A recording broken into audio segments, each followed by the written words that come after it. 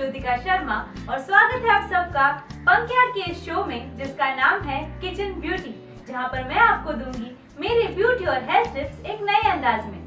दोस्तों, अगर आपकी स्किन ऑयली है और आप ऑयली स्किन से परेशान हैं, तो मेरे पास एक बहुत ही बढ़िया नेचुरल पैक है। अंडे का येलो हिस्सा ले लीजिए, उसमें 1 चम्मच नींबू और 1 चम्मच ऑलिव ऑयल मिलाकर अपने फेस पर लगा लीजिए।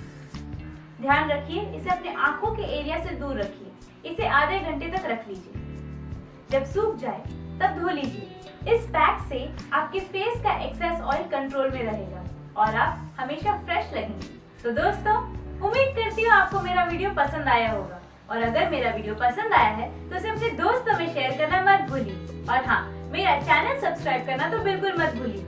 मेरे अगले वीडियो का वेट कीजिए। तब तक stay happy, stay blessed, stay beautiful.